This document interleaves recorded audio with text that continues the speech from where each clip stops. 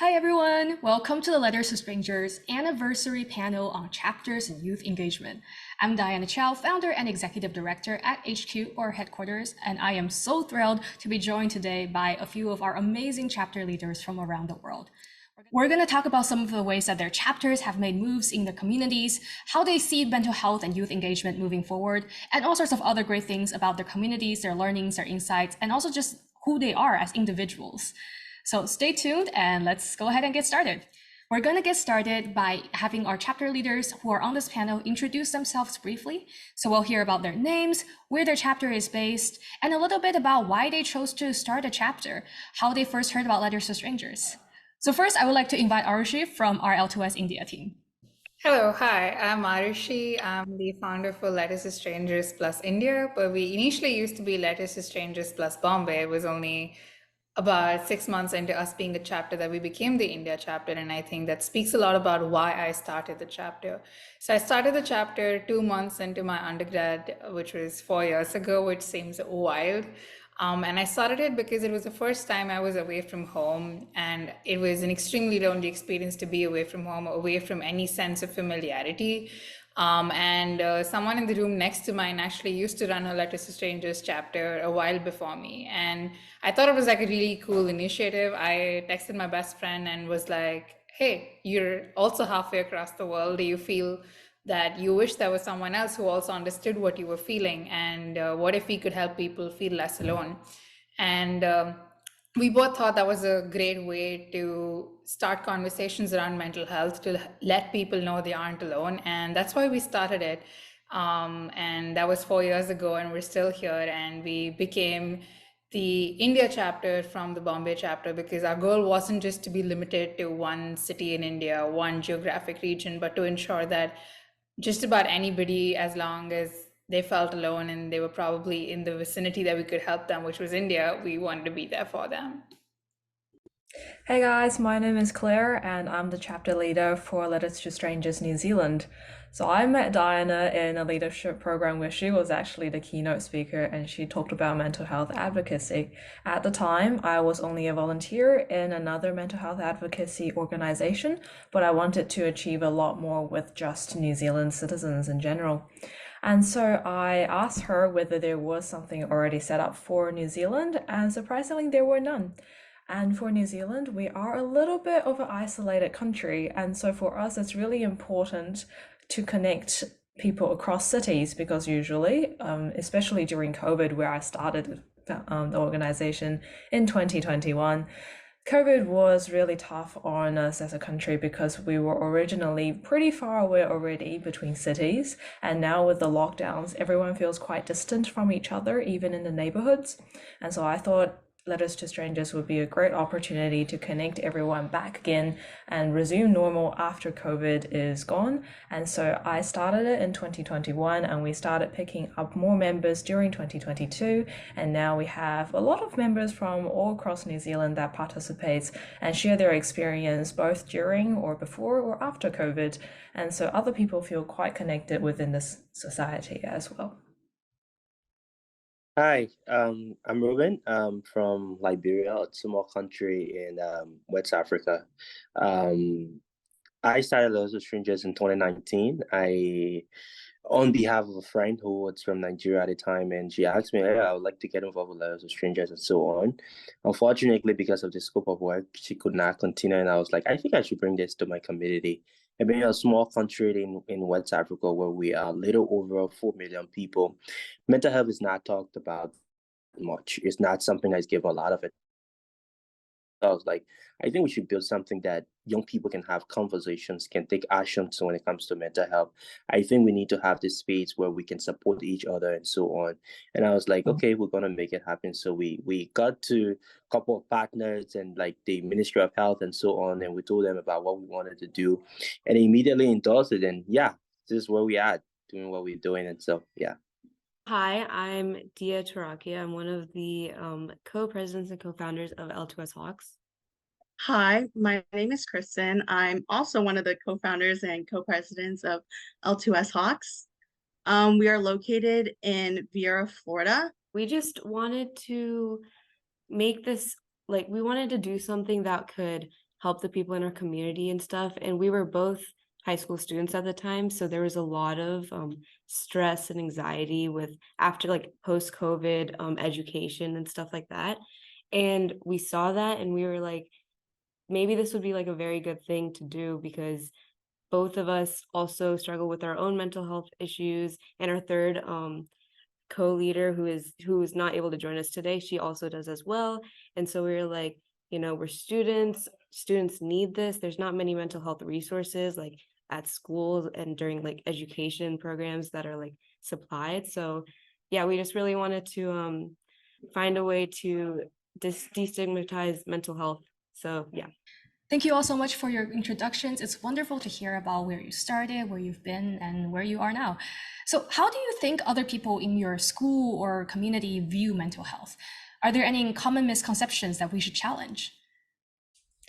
So me personally, my school approaches mental health quite holistically. We always had somebody to talk to at school or outside of school in our own friend groups about mental health. However, I think in general in our community, it's still quite a sensitive topic to discuss, whether you're at work or you're just traveling around New Zealand. You don't often find that one person where you can speak to about how you're feeling for that day. And so I think one of the biggest misconceptions that a lot of people take on is the fact that you can put mental health on pause.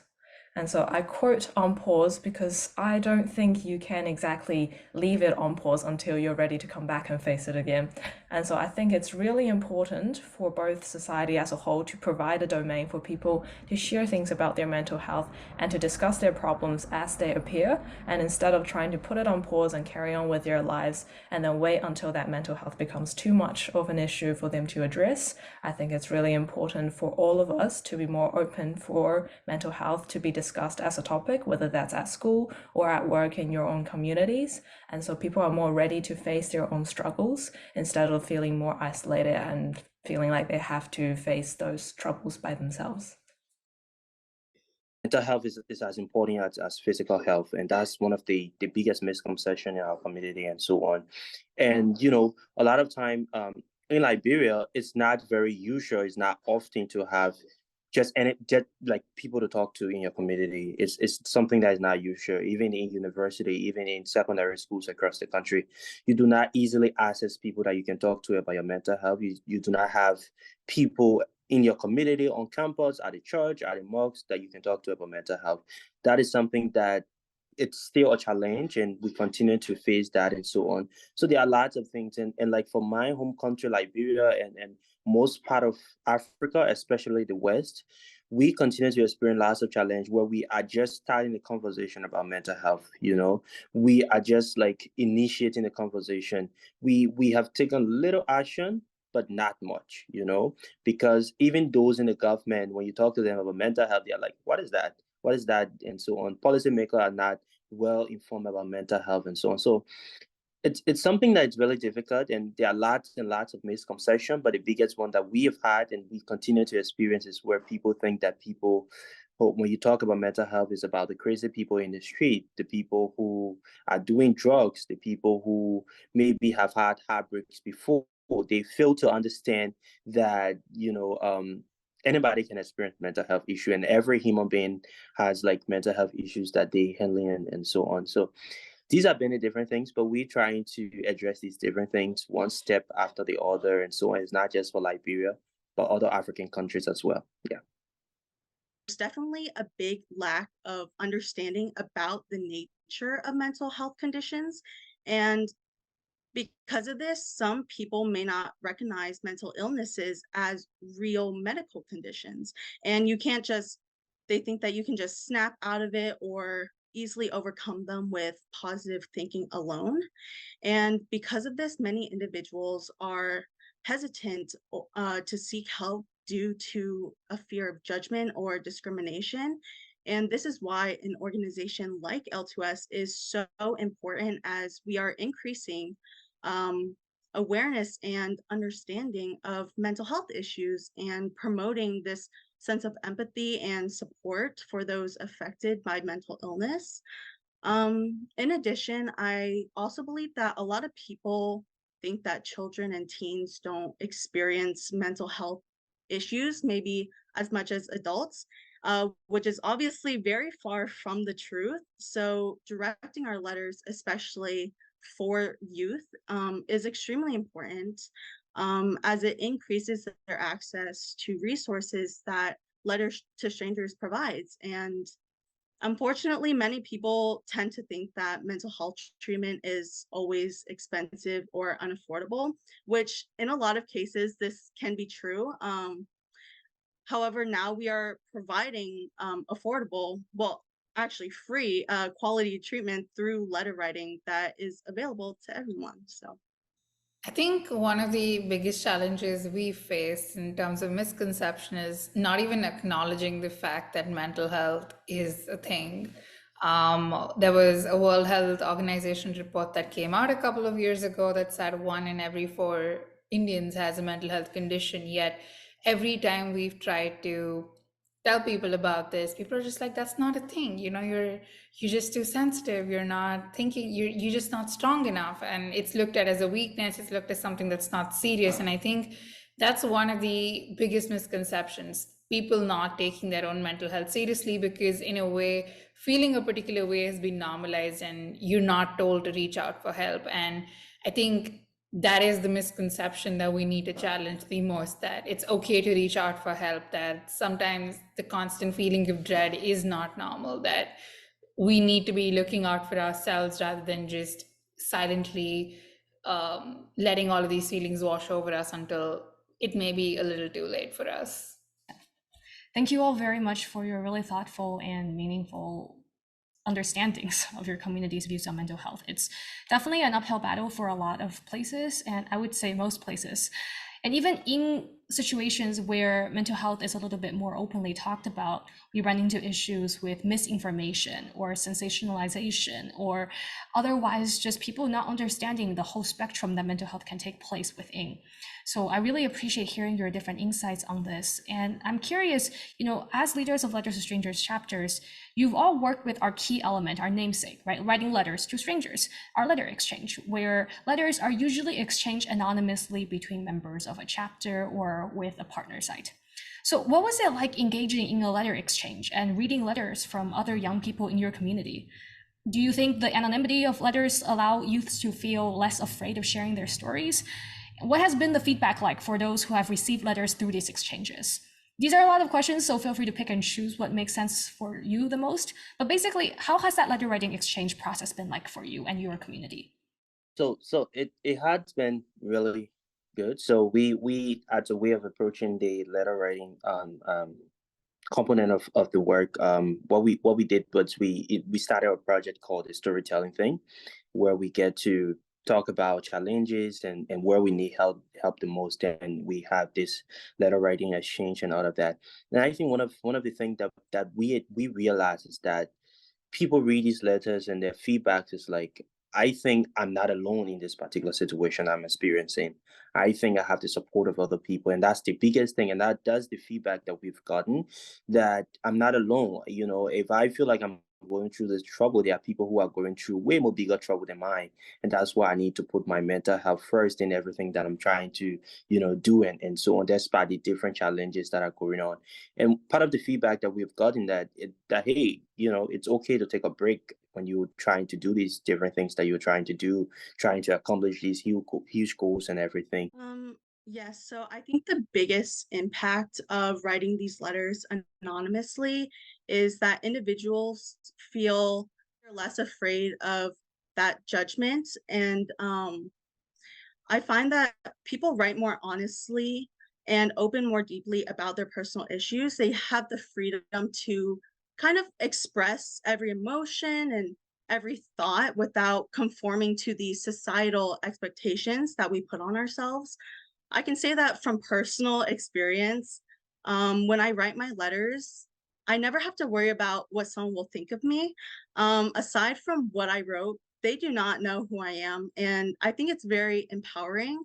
I think one of the most honest parts about the letter exchange is that we launched it online just before COVID, and we did see people using it, but right when the pandemic sort of hit and everyone was dealing with being away from their systems of support for the first time, the very feelings that why we had started the chapter were now sort of unanimously felt by literally everybody, right?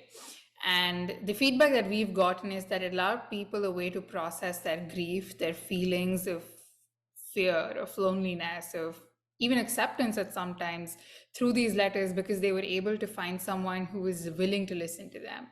That in the middle of the pandemic, when they probably didn't know who to go to, or the structures that they probably had around them weren't amenable to having these conversations, these letter exchanges provided them with an avenue to have these conversations, to turn all of those amorphous thoughts that they had in their heads into a very concrete form on paper, which takes away so much of this phantom feeling of what is there in our head and puts it down onto paper. And I think we started the chapter with this goal of creating a safe space that embraces people's vulnerability and fosters empathy. And I think the letter exchanges have been an amazing way to do that is over the pandemic, and even now, one can argue once the pandemic is over.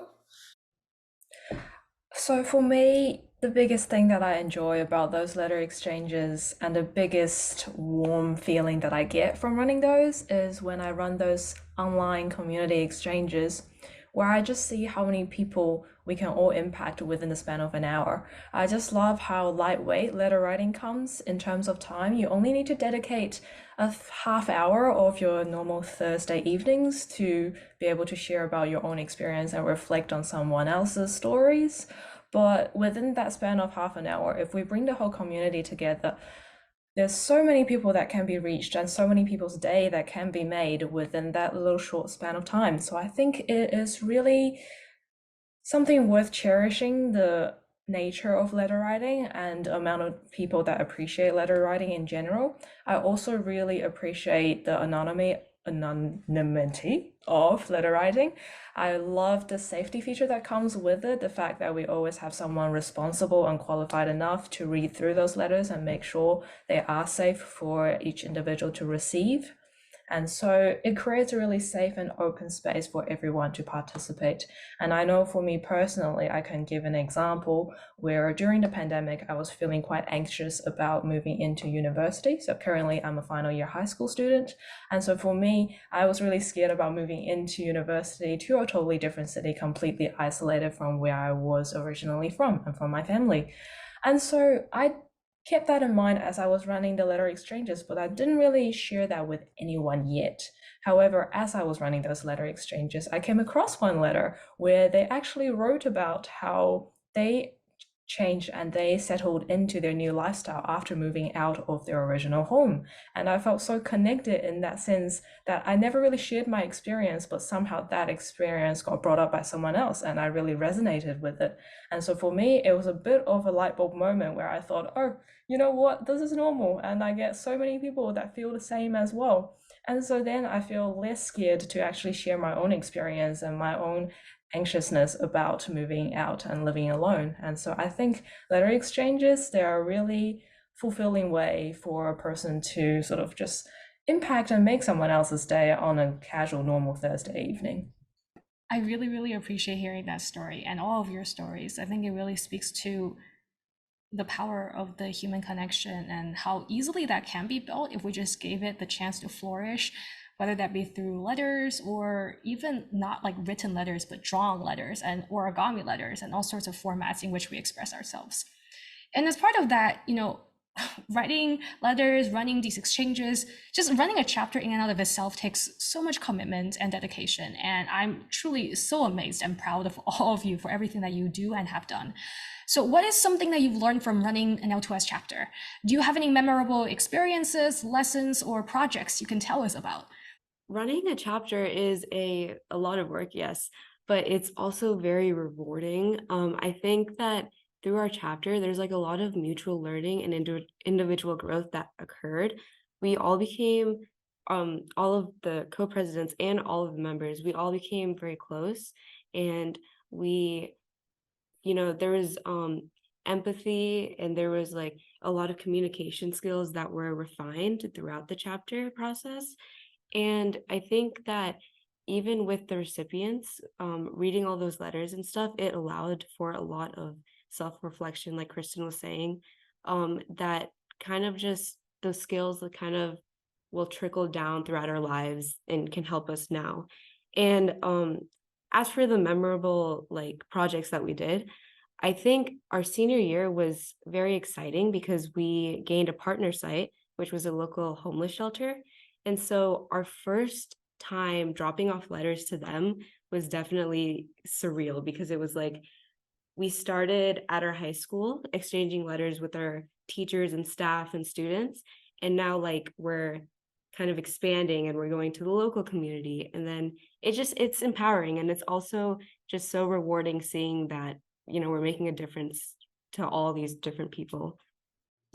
I think the thing that I've learned the most is how I can be present for other people while also taking care of myself. I think something Diana has always repeated from day one has been that, you know, you need to make a list of things that you need to do and don't forget to put the fact that you need to take care of yourself on it. And as much as I wish I had done that before I started this chapter, it was something that came to me only after running this chapter for a really long time.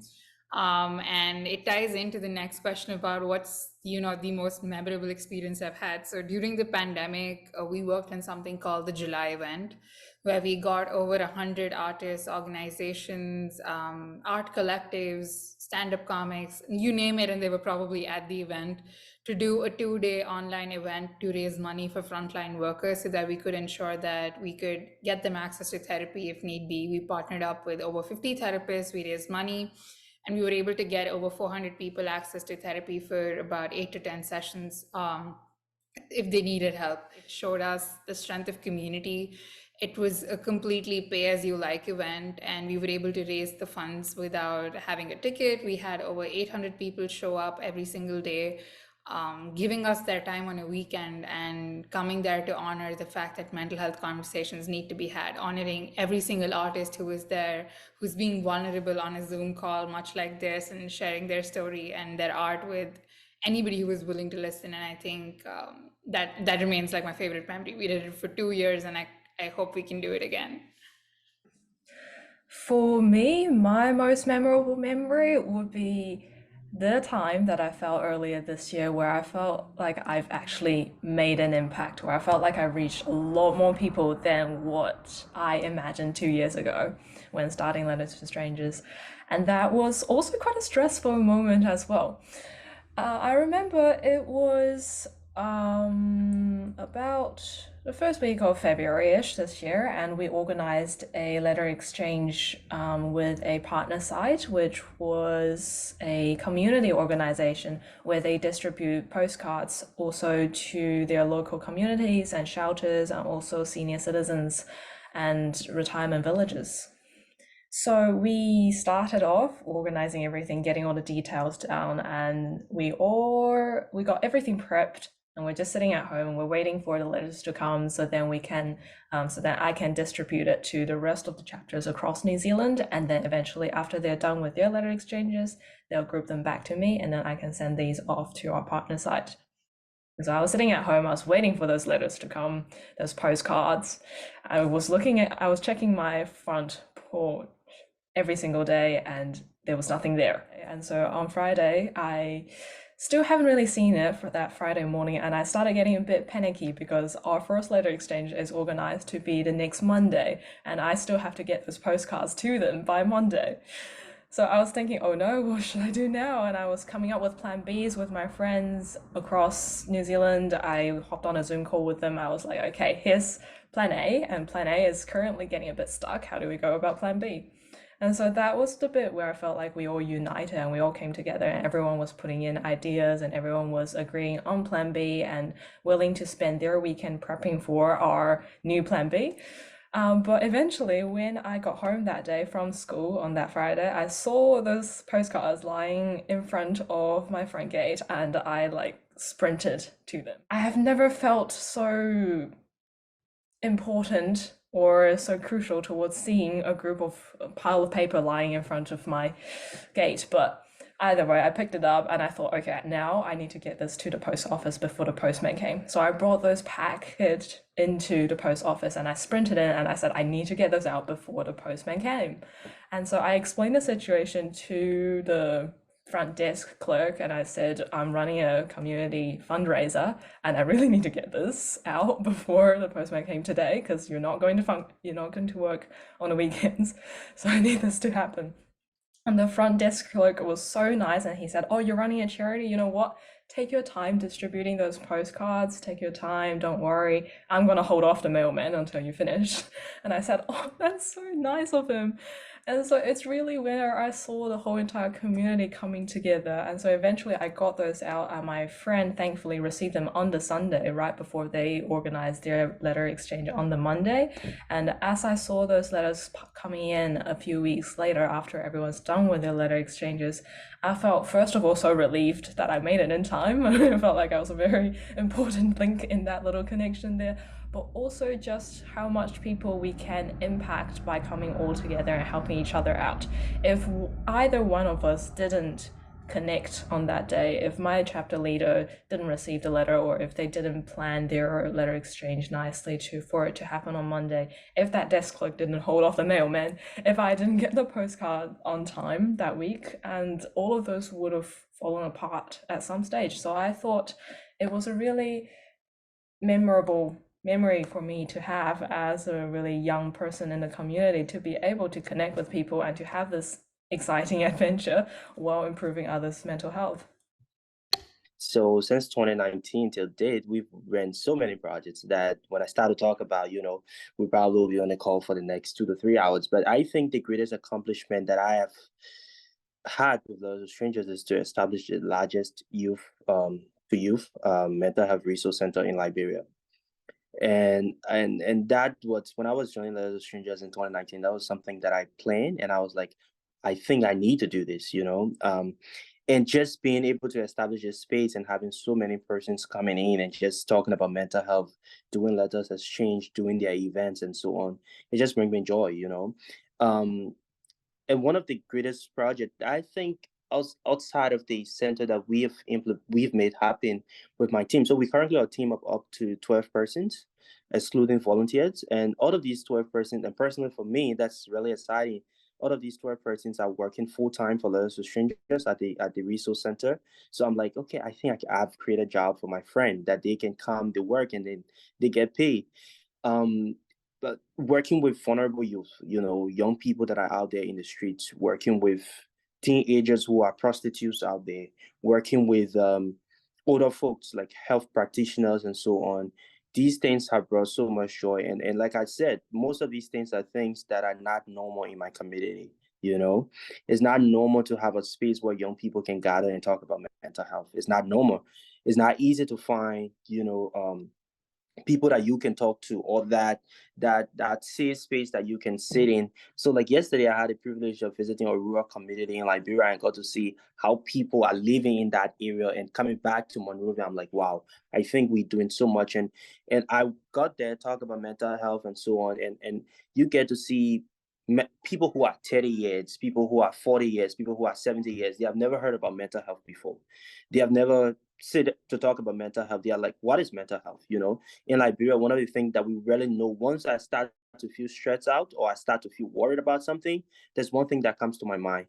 And that one thing is, I think I have malaria, I think malaria, that's like the key thing and so on. So getting to talk to these people, it just like, it's personally for me and the rest of my team, it brings us so much joy. And I think as young people who are so young, sometimes when we are going through the different challenges, we are like, we're too young to be experiencing these different things. I think we should be having fun as a young people. But sometimes when we get to talk, like yesterday, over the past week, I've been having challenges and so on. But yesterday brought me in that thing, like, I think we should do more. I think we should continue to do the work that we're doing, because you get to visit outside of the city and you get to see how people are living. You are like, we have done so much, and our country is affected by bad governance. I know that Africa is stigmatized by a whole lot of things, But I think one of the greatest things that we are experiencing as the people based in Africa is bad governance. And sometimes these people living in the rural areas do not get to benefit from these national resources and so on. And sometimes we sit at night doing emails and so on, and the very little resources that we get, the fact that we are able to take it to these people in the rural areas is just something that is just so much exciting. And the center today have reached so many people today. Letters to Strangers is part of like the top organizations, local organizations in the country. We getting to sit now with USAID, being this at this young age, sitting with USAID, sitting with the Carter Center and having conversations about mental health. It just brings so much joy, as outside of the different projects that we are making to happen. I think this experience has been challenging, but every single thing has worth it. And there are extraordinary, unique stories that come along with each of them. But I'm just glad that we are able to get little help to our community. We are able to help that one person at a time. And so, yeah. I've worked with each of you for so many years now. And obviously, when I started Letters to Strangers, as you know, I didn't expect or desire this to grow into anything beyond my little high school situation. So to hear about your own ambitions, your goals, your strengths, your challenges, but also how you overcame those challenges, it's been truly an honor to be along with you on this journey. And I really want to just stress how difficult sometimes these things can be and how stressful. And Reuben is absolutely right. There's so many times when it feels like, why do I have so much pressure? And isn't that something that someone at my age should not have to feel? Why do I have to carry the burden of trying to heal a community of intergenerational trauma and things like that? But at the same time, it is exactly because you have that passion and desire, but more importantly, that empathy in you, that I think we as a society are all so much more blessed for it. So truly thank you. And I hope people recognize just how much it takes to do something like this and know how much they should appreciate you. So as you know, many other young people also want to help advocate for mental health treatment and destigmatization, but they're often not sure where to start. So what are some challenges you faced on your journey? What solutions, if any, did you find? Basically, what advice would you offer to someone considering getting involved with the mental health movement, such as by starting a new chapter of L2S? I think the one advice I would offer is whenever you're thinking of starting something, think about who's at the table, who's not at the table, and who should be at the table. And if everyone who's at the table has a voice. One of the biggest challenges I've faced is that we advocate for youth mental health, yet whenever I've gone into a room, there's almost nobody, and spoken to governments, there's nobody of like the youth age bracket. There's no one below the age of 45 in those rooms. They do not understand the feelings we feel. They don't understand the conditions we're going through. And that's what matters, that we need to be at the table and to utilize the fact that we have a very specific voice. We come with experiences that they do not, and learning how to use those as our strengths and not let them be told to us, oh, you're too young, you don't know anything, and to not take those rejections personally. I think those are the two things that I would recommend or suggest to someone who's trying to start something in the mental health space, especially in policy advocacy. One piece of advice I would share is to try it out. And so for me, because I'm running club letter exchange clubs in New Zealand in high school specifically, a lot of high schools, they might be slightly more hesitant towards opening up such a space to their own students, which I completely understand. I think it is really reasonable for schools to want to protect most of their students from maybe exposing to harm while sharing their mental health experience process. And so a lot of my club leaders, they begin by struggling to communicate with the school and to establish a solid foundation to run their club on, because the school might be a bit hesitant towards making that connection with another mental health organization.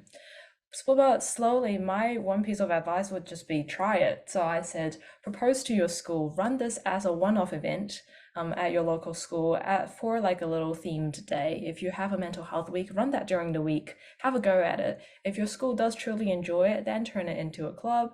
And so I want that same sort of method to apply to a lot of other people who wants to start mental health, especially anything related to mental health in a youth perspective, in a youth space, is to try it out. And if you face some obstacles, tell them that you really want this to be an opportunity for other people to be exposed to such a space and just to get to know more about mental health. And so allow other people to give it a shot and to participate. I think one of the best ways someone can get involved into the mental health space is volunteer, look for organizations in your community to volunteer with. The experience is always important. And I think, like I've always said to people, no matter how big the failure may be for the different things that we're trying to do, I think it's a lesson and it comes with your own experience. And we having the experience, and that the experience will inform whatever action we want to take in the future. So I think it's just about talking to people. That's the first thing. Talk to people, get involved with community-based organizations, and be honest to yourself. Get involved with others, strangers. Like I tell Diana and Per and the other people a lot of time. It's like people come to the other stranger like, okay, I think I'm gonna have a lot of money to make this project to happen. I'm gonna have a lot of money to make this event to happen in my community. It's not just about that. Ask yourself the tough questions like, why am I getting involved into this? Like, how is it going to be? Like, what should I hope for, and all of that? And if you come with the perspective like, okay, Legislature is an international organization, they're going to give me a lot of money, and then at the end of the day you're not getting that so much money that you expect, then it turns out that you start to lose interest very quick. You no longer want to reply to emails, you no longer want to have that conversation about mental health and so on. But when you come with that honesty, and you tell yourself, I'm going there because I want to create a change, I want to have conversation about mental health and so on, that way you get to enjoy the work. But when you come to the work with the opposite perspective or expectation, then it's not something that you're gonna enjoy. You cannot start an organization that will immediately start to scale. You need to start from zero before you start to scale to the next level and so on. So get involved with organizations. If it's L2S, just ask yourself, like, why am I getting into this? How is it going to be? Like, talk to people like Adler, Stranger HQ, and say, hey, I want you all to connect me with other chapter leaders so that they can share their experiences with me and see and know exactly what I'm getting involved into. If a lot of money is into it, they're going to tell me. If a lot of money is not into it, they're going to tell me. So you get to know exactly what you are going to. And I tell you this, you're going to enjoy the work, everything after. Yeah. Know that the small successes that you have throughout the way, it's going to be really rewarding.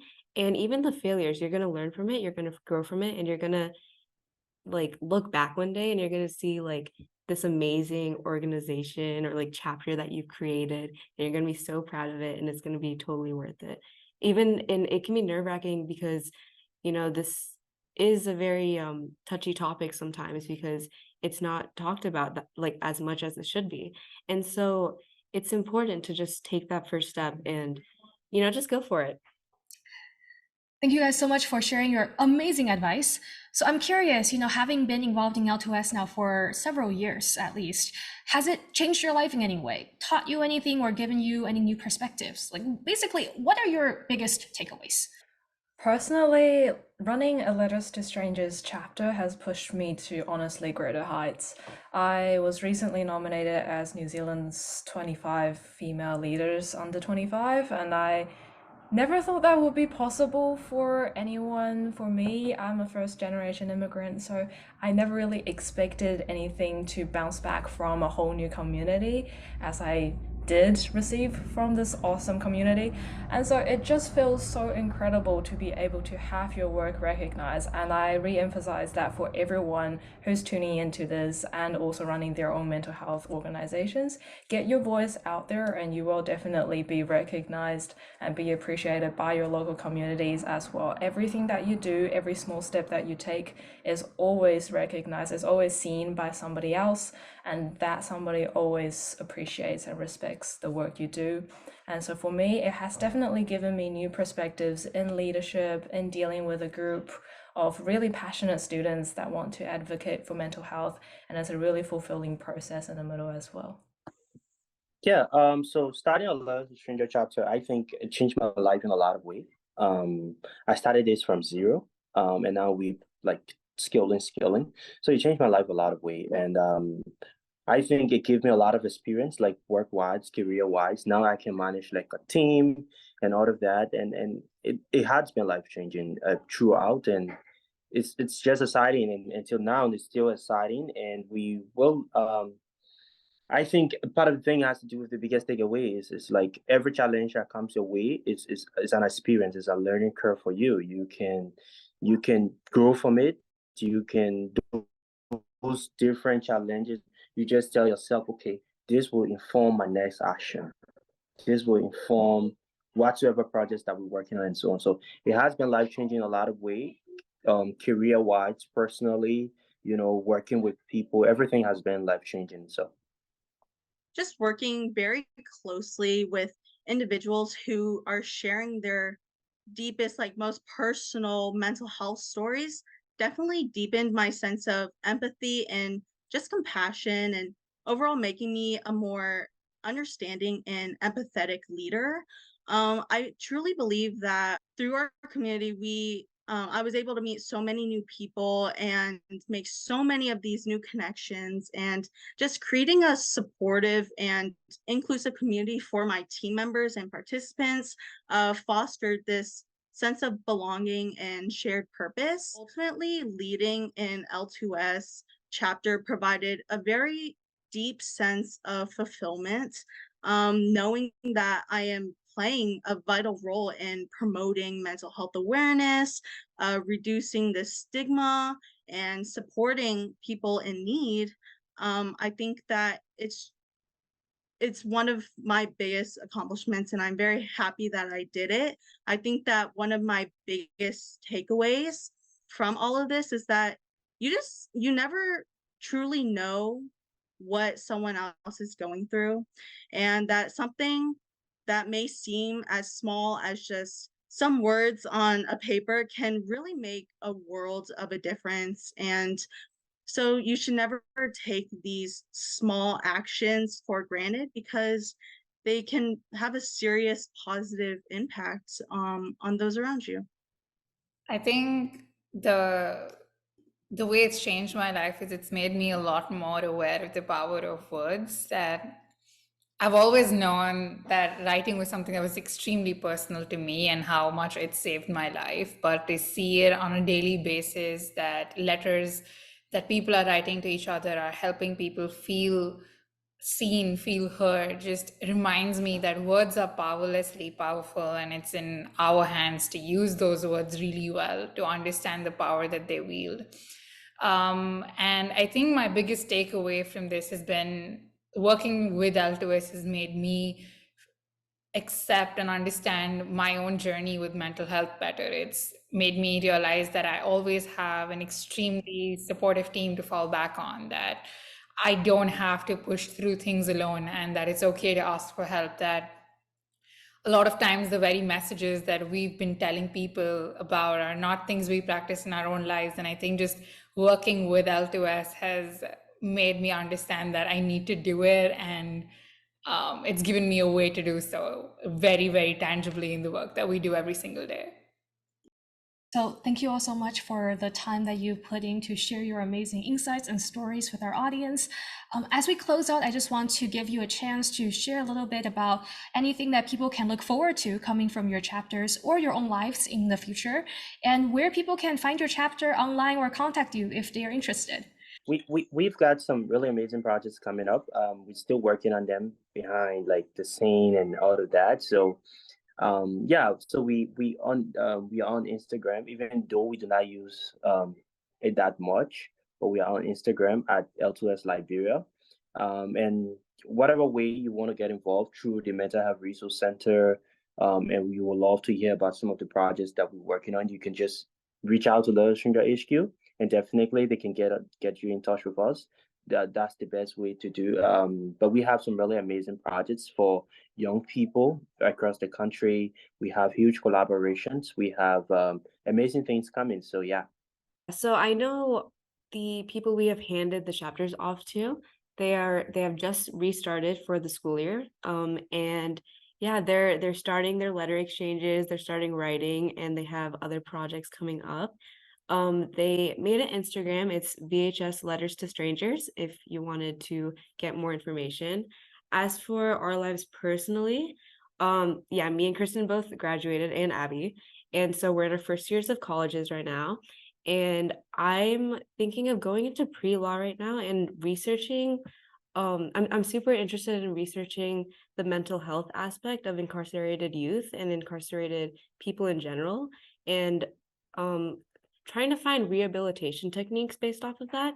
So that's kind of my take on how I'm still, big into mental health advocacy. I'm going to join mental health clubs, of course, and keep that going throughout my life.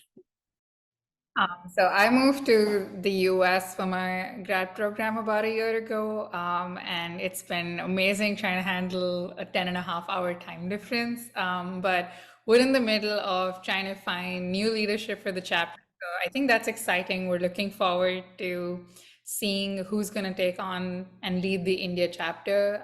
We're in the middle of a generational change, as Diana called it.